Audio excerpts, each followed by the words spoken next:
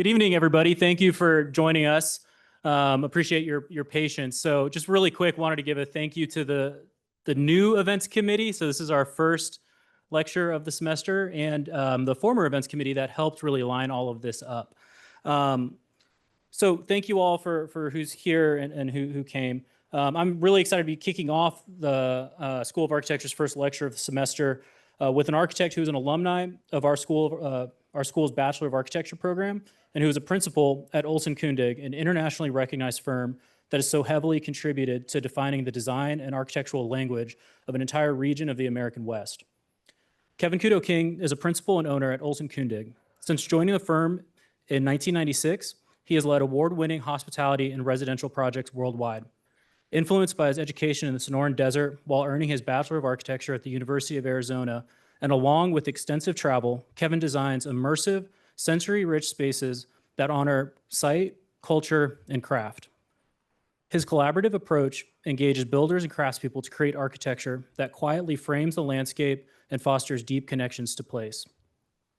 Whether designing private homes or hospitality destinations, his work prioritizes material authenticity, tactile experiences, and the unfolding discovery of space. Olson Kundig is a collaborative design practice whose work spans the built and natural landscapes. Founded in the Pacific Northwest and initially known for its residential work, the firm has since evolved into a global practice encompassing projects of all types and scales, while remaining grounded in sensitivity to site, celebration of craft, and a commitment to collaboration throughout the design process. Kevin will speak to the culture of Olson Kundig, emphasizing the firm's collaborative approach, traditions, and design process. He'll explore strategies for immersive design at the intersections of site, craft, and collaboration. Responsive architecture goes beyond capturing site's physical qualities. It reflects the non-physical qualities as well: culture, history, and collective memory, all in built form. Craft reveals this context through a tactile connection to local building traditions, transforming architecture into a layered experience that intimately reveals place. The most successful projects integrate these elements through a process in which the architect is an extension of the builders and craftspeople, engaging them through every phase to shape the outcome. Through case studies, Kevin will share how these philosophies and the firm's culture of collaboration works to shape transformative and experiential architecture. Please join me in welcoming Kevin Kudo-King. All right. So we're about 350 people, and we're made up of architects, interior designers, and landscape architects. The firm was established in 1968. This gentleman here, Jim Olson. This is Tom Kundig, who came in the 1980s. Kirsten Murray also arrived in the 1980s. I arrived in 1995, followed by Stephen Rainville, who I think some of you may know, shortly after me. And then these are other newer owners that we've added, including we did add a CEO in about 2018, who was a non-practitioner, allowing all of the practitioners to kind of focus on the work. So we have 3 offices, an office in New York that's about 30 people, an office in Chicago is about 20, and then the other 300 are all in the Seattle office. In 1996, when I started working there, January 1996, it was about 35 people. This was a couple years earlier. It's the closest photo I could find. So a lot of change has happened. We've grown. We never set out to grow. We're not about growing. It was just the great work was coming in. We wanted to be able to do it. And so it naturally went that way. And lots of efforts on our part to maintain the feel of being a small boutique firm, keep people involved in dialogue. And we'll talk a little bit about that at the end, some of our rituals. So we don't focus on a region. We don't focus on a project typology or a scale. So this is a project Tom did in Seoul. It's a high rise for a fashion company. We've done museums going down in scale. Okay. Technology doesn't like me tonight. This is an art home for a collector. And then the Chicken Point cabin, so a large cabin, 2 smaller cabins. These are the rolling huts in Mazama, right down to door hardware, pools, cabinet hardware, furniture. So we're working really at all these different scales. These are the places that we have projects. I specifically have worked in Japan. My wife is from Japan, so spent a lot of time there. I've worked in India, the Middle East a bit, Sydney, Korea right now, Costa Rica, and Mexico. I have quite a few projects that I've worked on in Mexico. I love working in Mexico. So this is me, about 10, 12 years ago or more. This is at one of our crits. So I'm just going to talk a little bit about my origin story. My dad was a fighter pilot in the Air Force. So every 3 years we would move around. So I was born in Wichita, have no memory, although I just lectured there recently and they all loved the fact that I was from Wichita. Austin, Texas. Then we moved to Norfolk, Virginia, Montgomery, Alabama, then back to Los Angeles, which is where my mom's family is from.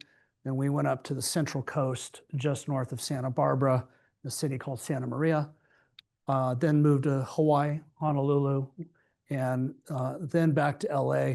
Then made my way. It was a brief stop in LA because I still remember landing in Tucson after Hawaii going, wow, this is very different. And then from there up to Seattle. So there's 4 places that are really formative and inspiring for me, the things that I kind of cling on to, and that would be the rolling hills and the oak trees of the Central Coast of California. It's one particular beach in Hawaii and the mountains that surround it. And then really most of all, it's the desert. I always tell people that the desert is someplace that you can't ignore it as an architect. You can't ignore that context. People will be unhappy in your buildings. The buildings will fall apart. You have to respond. And that is, as I've moved around the world doing projects everywhere, response to place and context, understanding not only the physical climate, but kind of the more metaphysical, if you will, the spirit and feeling of this place. It's magical, and every place has a bit of that and it's different.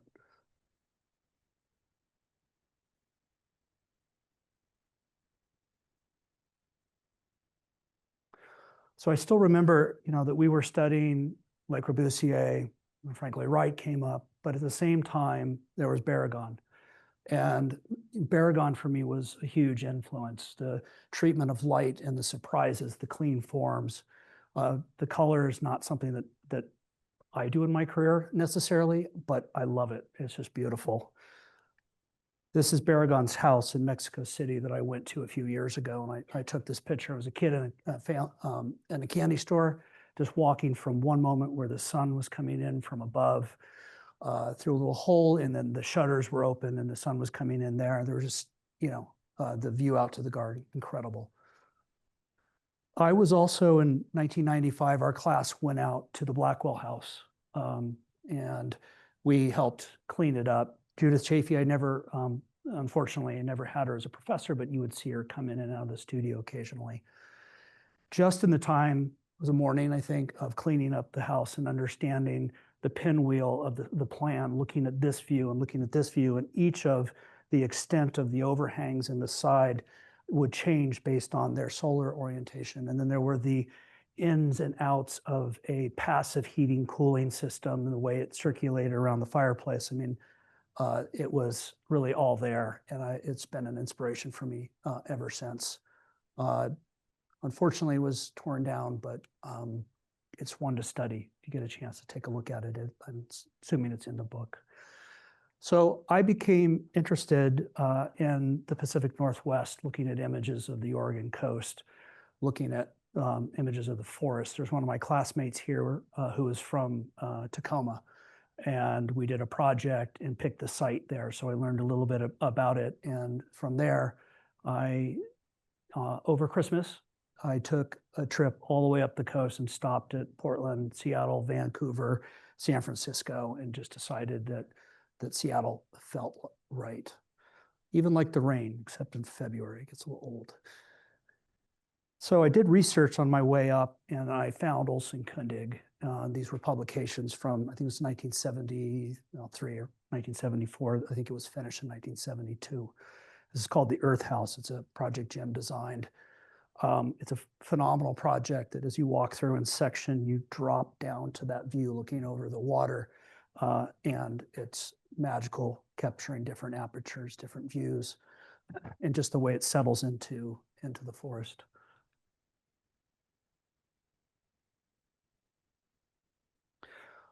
At about the same time, a few years later, this was built, Pike in Virginia. Loved this building as well, the way the landscape was brought in, the way the subtractive forms would shade and the upper level open up.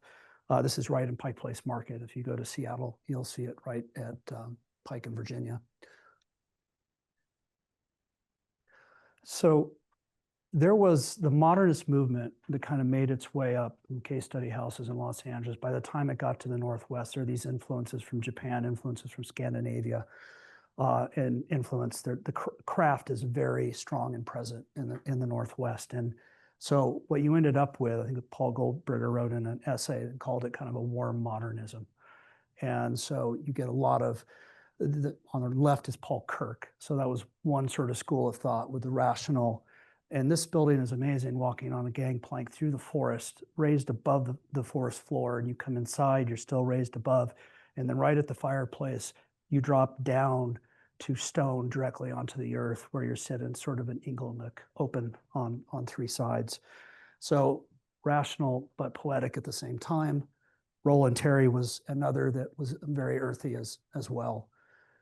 So these are two places I think that form who we're about, what our work is about. One is the west of the Cascades, which is very close to nature, very intimate, very subtle light. And then the other side is east of the Cascades, the Palouse, big landscape. Light, super important here, very different. There's a photographer named Mary Ranlett who does pictures, and she would speak of the light in the Northwest as kind of meandering and washing, liquid light, actually. And so this is light coming into Jim's apartment. And light is something that no matter where we go in the world, we're always looking at ways to punctuate our experiences and bring people closer to nature and maintain that connection. Also materiality in the hand of the craftsman. We want to see how it goes together. We want to see the board form concrete. We want to see how this is the cellar at Mission Hill Winery, and it was literally, excavated, dug out and dynamite even into the hillside. As I mentioned, in connection to Japan, and this is really the journey. This is when you go to a Japanese garden and you're progressing through it, you discover an element, you turn, you discover another element, and you maybe a small garden, but it elongates time and that feeling. And eventually you'll arrive to a structure that's usually elevated and creating an aperture where you look back upon that journey that you just experienced. There's also Chikukan is, I believe, the word for architect in Japanese, and it literally translates to master craftsman. And that is something I'll talk about in a second. I thought that was pretty neat until I found out the Greek etymology for architect means the same thing. So we work closely with craftspeople, and we don't think that you stop design and then you begin building. There's a continuum there. We are going to leave things open to happenstance and input from the craftspeople. The design process is going to alter and change, and they're going to bring something that we wouldn't be able to bring. Later on, kinetics came about. So we're very much nature, inside, outside, blurring that boundary. But then Tom came along with his backgrounds in hot rods in Eastern Washington, working with artists and being a assistant and doing metalwork and whatnot. That was an 11-year-old girl with a broken leg, basically opening 8 tons of steel and glass. No problem. The image on the left is the governor that keeps it slow. So it's perfectly balanced, but that keeps it safe when it's both closing, especially when it's closing or opening. This is a project that Jim started 1950-55s, and this is Long Branch Cabin. Parents' property gave him $500. He went out there, the builder bought it. built it, and then added on to it over time. This was the 1990s edition, and basically this is nature framing architecture. Architecture framing nature. This is dropping the sill of that window down below and up above, so you really do blur that boundary between inside and outside. Bringing the colors from the forest, having views through, this is the later edition, and keeping all the trees and winding through those trees. The other is the big landscape, small building. And in that landscape, you really need to circle the wagons to feel a place that's defensible, a place where you have refuge so you can appreciate this prospect. This is Stud Horse in Mazama. This is looking closer in, creating the space in the middle. And then the bar element that flips up. This is for a family that brings lots of folks out to this area, beautiful area. And then this is that prospect where you kind of have a coziness with the fireplace, but yet you're able to see everything that's happening. And amazing star watching as well. So it's not only the apertures outwards, but upwards. I'm going to talk a little bit about a series of projects that focus on sight that I think kind of show some of the principles that we're looking at. This was one of the first projects I worked on, and this was a house in Palm Springs. Jim was designing it, and since I was from the desert, they put me on this, and I was very excited. So I went to UW. I found all the books on passive design and designing in the desert and the climate data, and put together a booklet. And now later, this firm has always built passively, but a lot of it was intuition. That began actually the metrics that informed the design and can document it. One of the early examples. So you arrive, you have the view through to the mountains. Here, the light is bounced inward as opposed to coming directly in.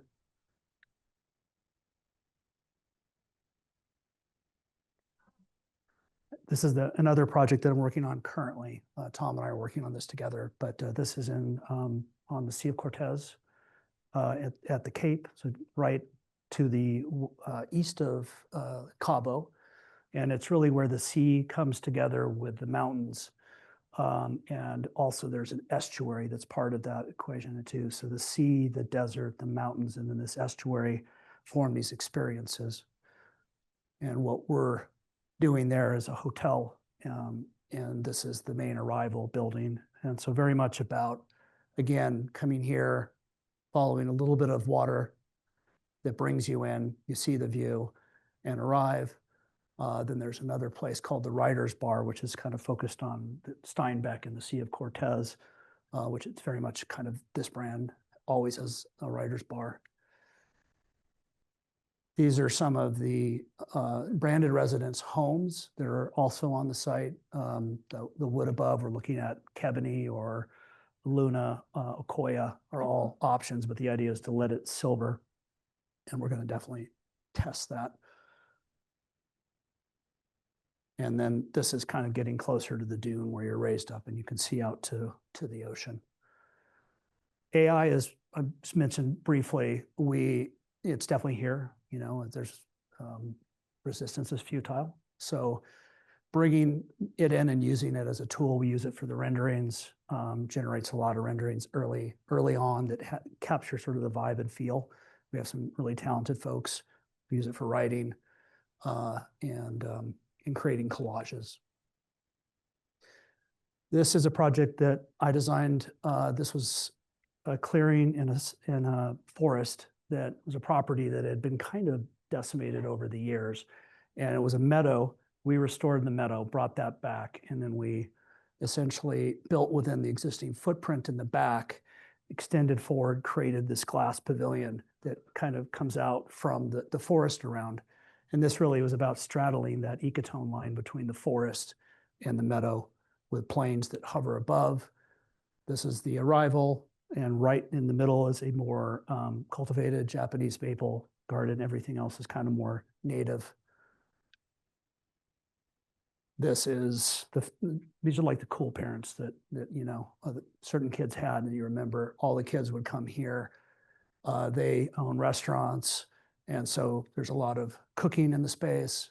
Their bedroom is hidden back behind these panels, so it's kind of a concealed element. Otherwise, this glass pavilion is about gathering. It completely opens up both out to the meadow and then back to the garden.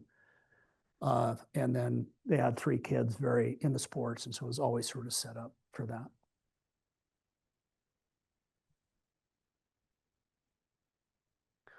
The Art Stable project. This is a project I came in later on, and I dealt with getting approvals for it, and also doing all the detailing and the construction administration on. It was an existing site that was once upon a time a stable. And the client, who was an artist, interested in artists, creating a live-work space and creating a building that is ultimately flexible and can be adapted later. So the concrete structure, the perimeter walls not bearing, it really could be adaptable and resilient that way. You have one small commercial space, and then this brings you in to the units themselves. This side looks out to the city. These open up. We used to sort of claim this was the largest hinge in the world. May not be. On the back side, this is where we did this shared lift off of the alleyway, and you could bring, one person brought in a printing press, other people brought in their artwork and sculpture and whatnot. So it came in this side and then the view out the other side. That's from the interior. This particular condo was their collected Aboriginal art. This was something that was interesting because this contractor never built anything like this, and they just got so excited at the prospect of having their work exhibited that they were at home in the garage at night or on the weekends figuring out how to make the mechanisms work, and we were working with them. So ultimately, this is a threaded rod, goes all the way through the concrete, comes out, attaches here, goes out with a bushing around it, protect it, connects, and that's how you open and close those doors. Takes 52 times to get it to 90 degrees. So it's, I think that collaboration part, they helped figure that out. It was terrific. So another aspect is journey, and that's how we experience these sites. This is a house on the Big Island. You come through a concrete wall, through a gate, you look and you see through the building, you ascend up the ramp here. You're greeted with a door that you can kind of see through. You open it, you discover kind of an inner garden. Clients like to collect Buddhas. You come in. Then there's this frame view, again, just glass stopped into the concrete, and you have the horizon line, which is magical in many, usually everywhere, but this place in particular, quite stunning. You also have a reflecting pool. The tiles that were in the pool were picked specifically with the client to kind of to match the color of the ocean. This is a timekeeper. It shows the clouds, the sun, the sunset. Thing is, as architects, we're usually always focused on what you see as you arrive, what's your experience as you arrive, and oftentimes forget what do you do when you depart. When you depart, you can look back on the same experience and experience it in reverse. So it's important to kind of consider how you move through. This is a resort working with Amman. It's in the Puerto region, southwest corner of China, about 15, 16 kilometers from Myanmar, not far from Vietnam. It's where they all come together. And they produce pu'er tea, which is a tea that they buy it and you can age it. So there's people that literally collect this tea and keep it as opposed to putting their money in the bank. And so it's a very interesting culture, and there's a whole ritual with how you drink it. And it's about the 10th little cup that you drink is where it's right. So you have to keep going. It looks east. You can see the tea bowls where they're growing the tea. You can see the mountains beyond, the sunrise, and the sea of clouds will come in. So there's times where it just feels like literally you're on this mountain on a coast. So that's the tea that's down below, the fields that would be worked, the building very much responding to the vernacular of the area while also trying to do something contemporary. You're greeted with a horizontal aperture that looks out on the sea of clouds, looks out on the T-bowl that brings you in. And then you make it to other locations there where you can sit inside or outside. Here you're sitting outside with a fireplace and you're looking out over that as well. This is also about the site, but this is the Simply Shenandoah. It's in Virginia, Shenandoah Valley. And this is a forest that had not been treated very well. So we started off walking the site with an expert in forestry, and everyone was asked to not say anything. And then he was just talking about, this is first growth. This would have been here originally. This is this. And then there was here's a tree with fire, and then the back is hollowed out. He would explain how that works. And it was amazing. So restoring the forest, bringing these units in there, keys, as well as creating a place, our own promenade, because you couldn't really get to the edge and see the view. But here, this is an aquatics building. This whole front opens out.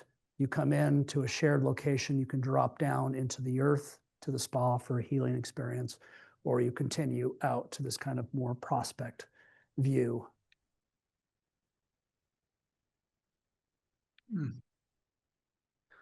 So we focus a little bit on craft.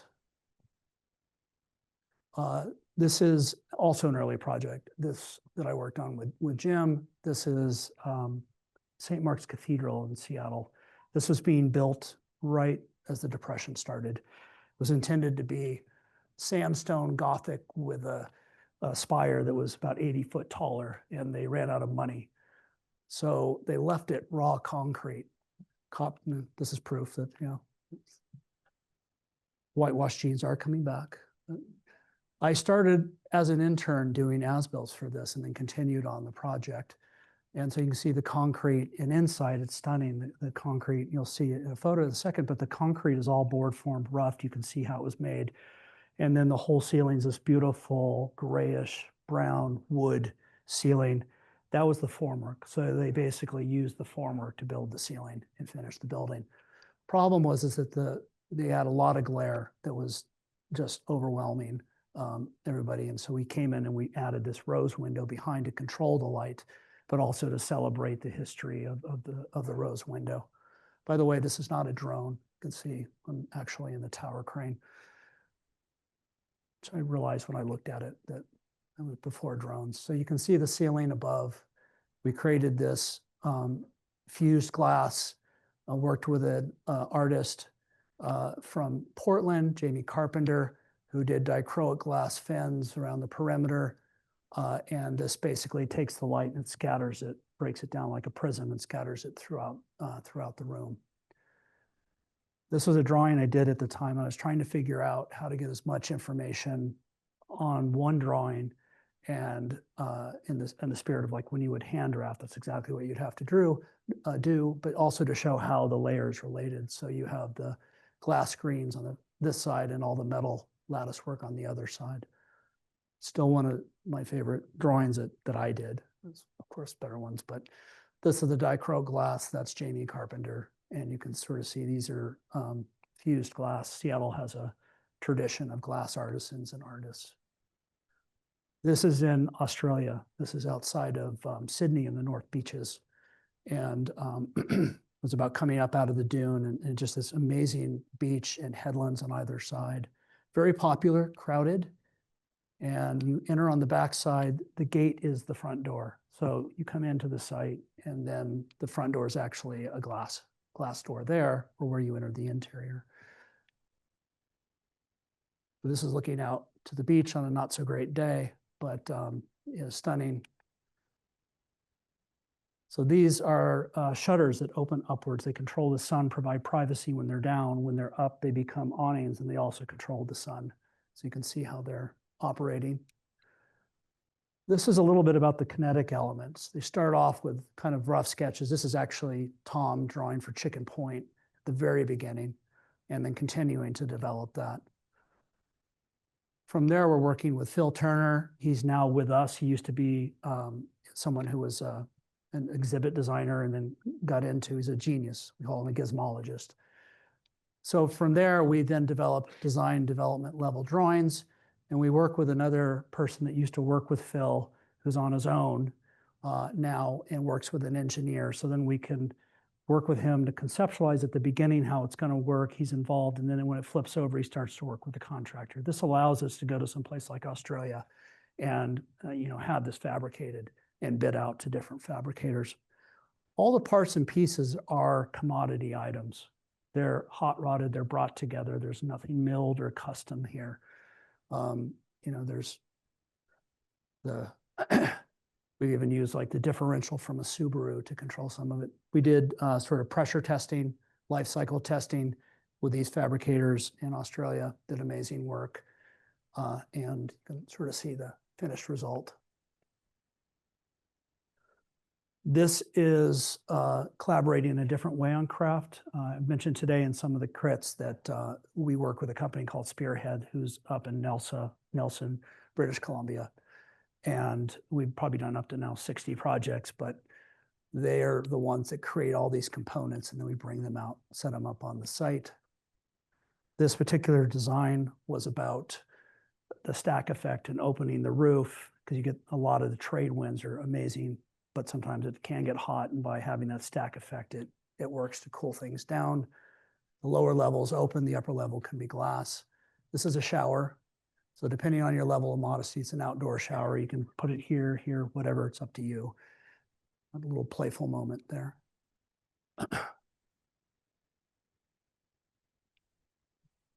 You can see from inside what it does when the roof is open. This was going directly from BIM to Spearhead, creating these components. This was a long time ago when they had this equipment. They now have, 3D printers and huge fabrication machines from Germany that are amazing. So great collaborator. Then everything shows up, it's flat packed, it's assembled on site.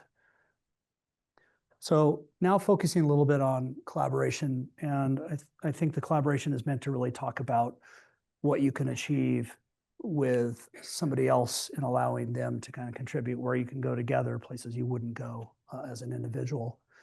This is Bellevue Botanical Gardens. This was a property. It's also a great example of public-private. This was a property owned, and these folks left this to Bellevue.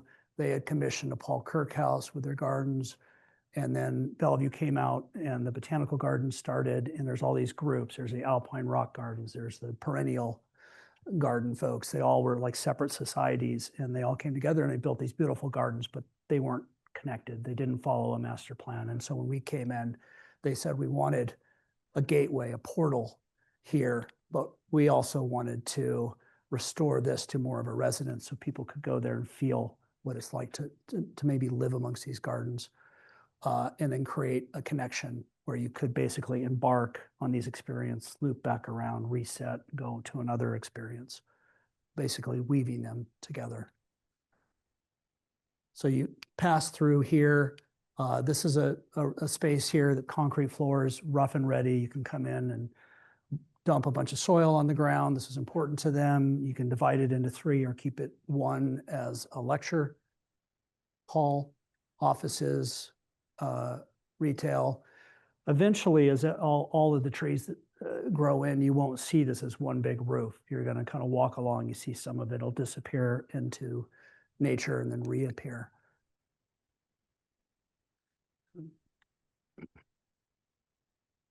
That one was public-private, I think was interesting, but also there's so many stakeholders and so many public meetings to get through to kind of bring people along. And that's something that as architects, we really need to be able to do.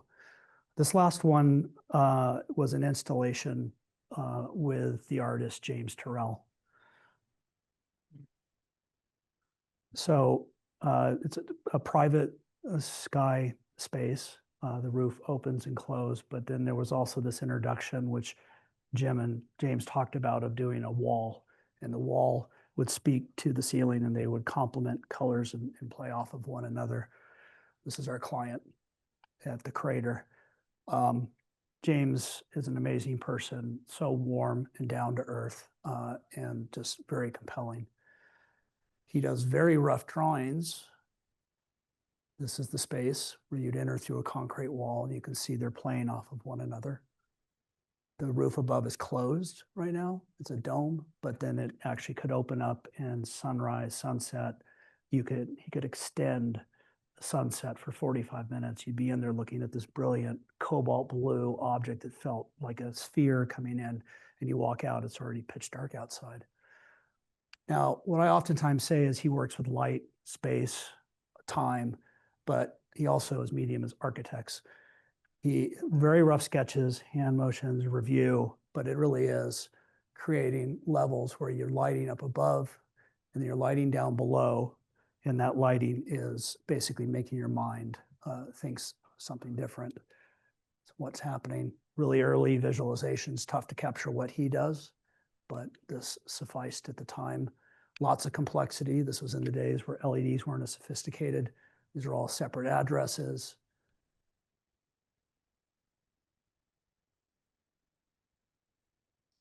Glare, talk about that in a second. So this house, there was one general contractor, 52 subcontractors, and probably 12 consultants. So out of all of this collaboration and teamwork, all of this complexity, you see the systems going in. Ultimately, there's this kind of tranquil moment.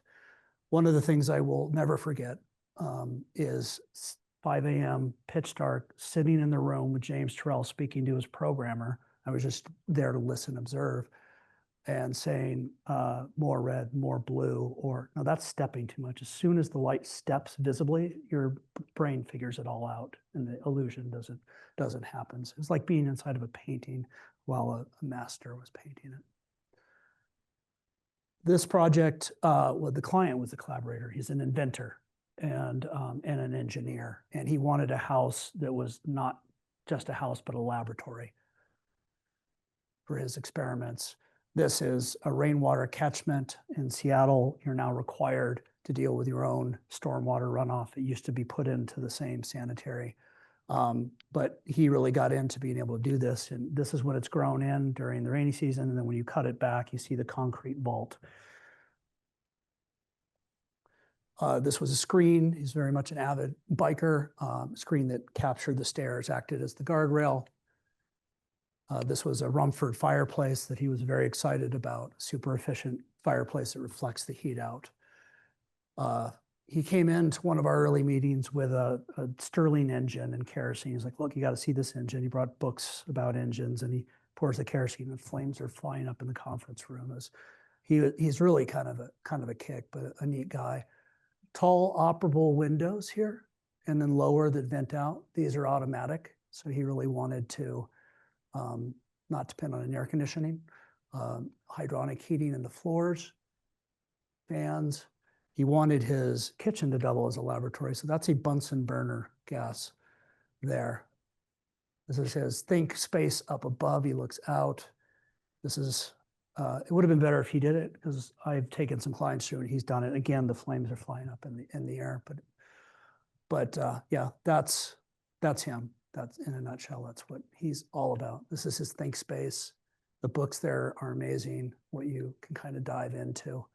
This is something that really surprised me when it all was done.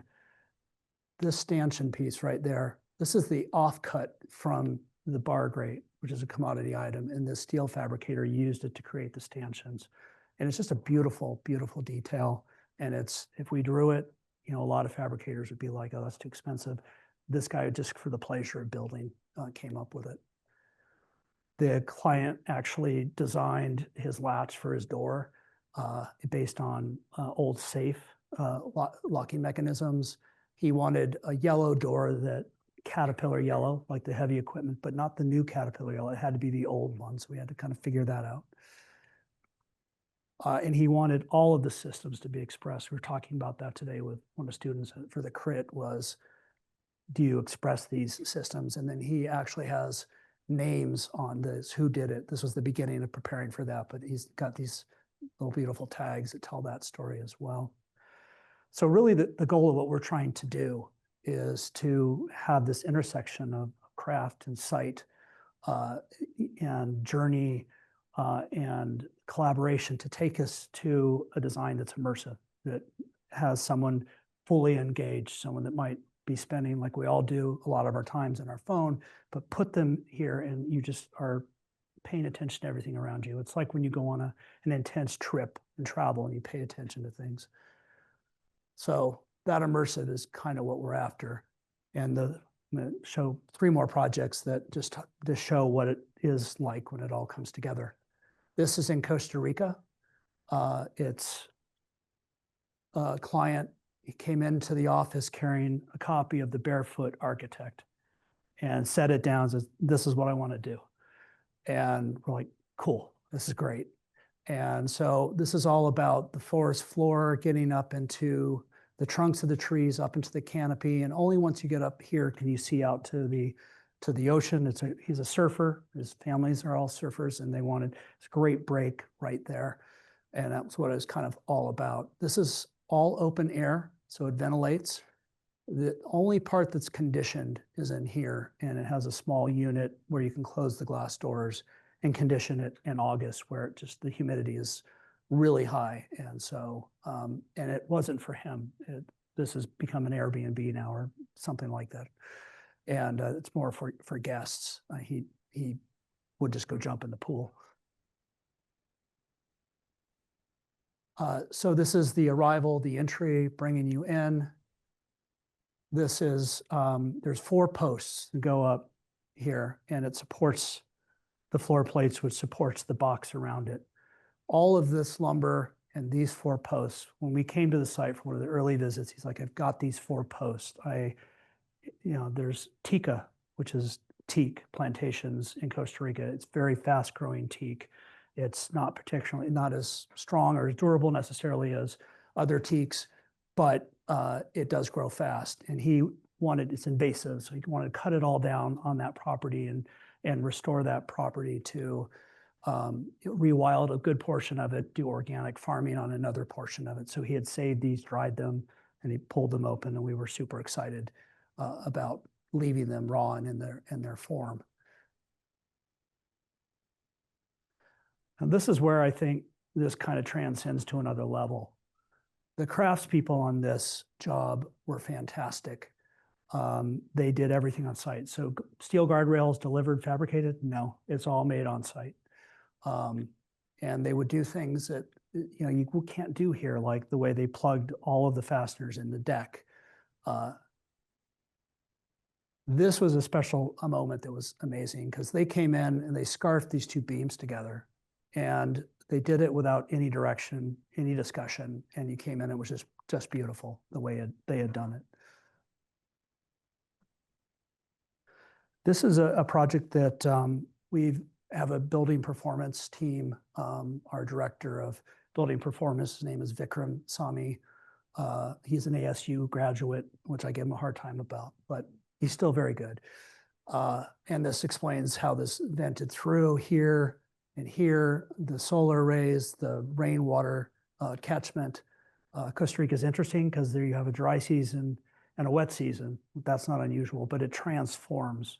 You have this lush intimacy or in the jungle, and all of a sudden everything turns silver, and you're open, and it's just very, very different. So these are the screens. Some of these were a single layer where you wanted to see through. Some of them looking out to the road where there's dust being kicked up. It's a dirt road, or privacy concerns. We still wanted to get the venting, so we did a skip screen. And then there's somewhere in the shower where, again, you wanted kind of a modesty level. And that's where we did the same thing, but we stopped it so you could still look out into the trees. Everything was sourced from close by. And when we were done and did the calculations, and Vikram did this, which is why I was mentioning him, he determined that this has actually sequestered more carbon than it consumed. So it was net positive. Another project we've done, the Center for Wooden Boats, which I'm not going to share tonight, is also very similar in what it can do. For a group of sailors, they describe themselves as sweater and shorts. So if you can get the right client who's willing to live this way and do these things, I think you can do something pretty amazing. And that said, I think this can also inspire people who might want to do it. And it also gets us closer to being able to design passively. So the last project here, this is Martin Lane's winery. And it's a gravity-fed winery. It's up in Lake Okanagan in Canada. This is the working portion of it. This is where the visitors come in and the meetings occur. So I had nothing to do with this project. So I will say it's probably one of my favorite Olson Kundig projects. It's Tom Kundig's design, but just the simplicity of how this follows the land, and then this comes up. It's the form following the function expressing itself, but I do really like it. Some early sketches that he was doing to kind of study how that would work. And then a model showing also how it could work. We were doing a presentation and trying to explain it to folks. So this is where you start high and then you would make your way down, and eventually you get to the cellars. And these are the barrels and a room where you can kind of gather the folks above. Sorry, last project. This is the Leach Botanical Garden, and this is a project that I completed just during COVID, actually. And this is a small structure for gathering, open air. It's located here, and then it has a tree walk.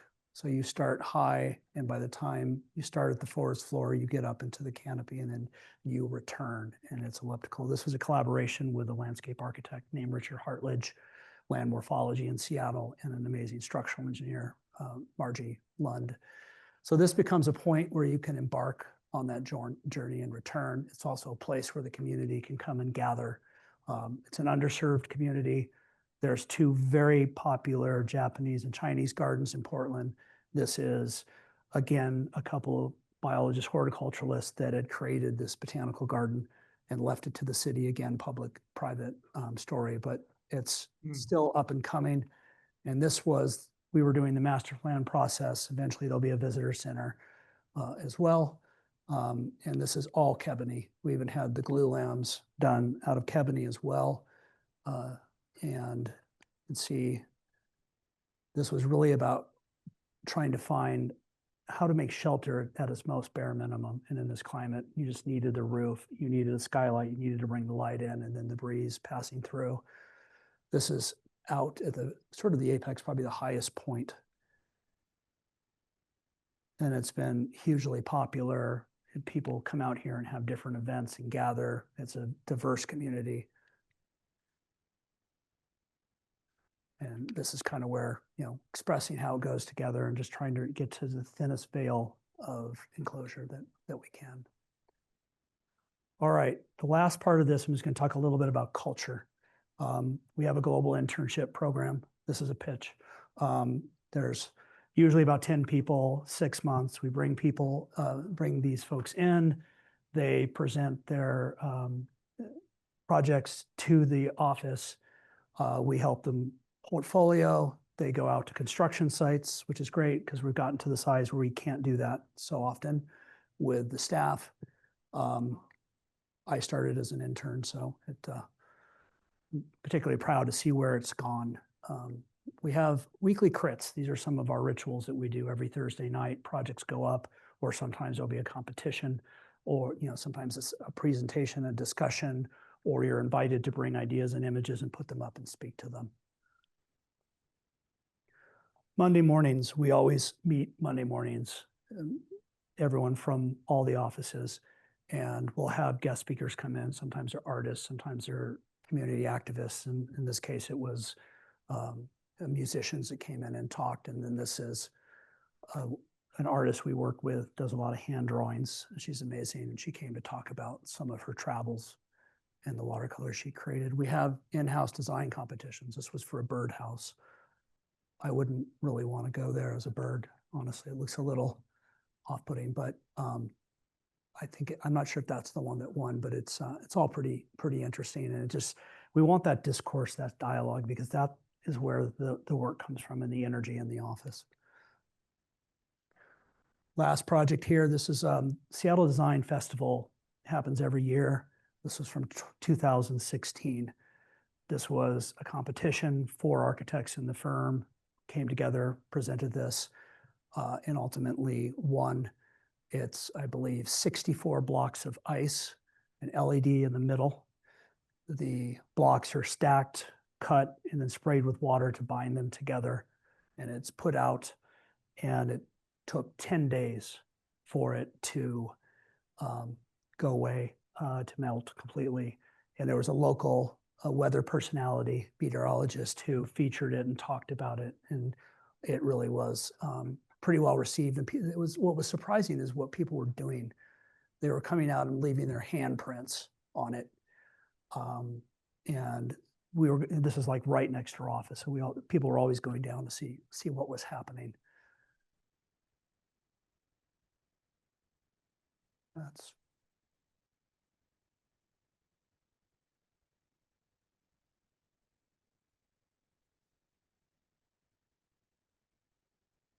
There were face prints. I don't know how anyone could do that. All right. Well, thank you guys. Appreciate your patience with the technology.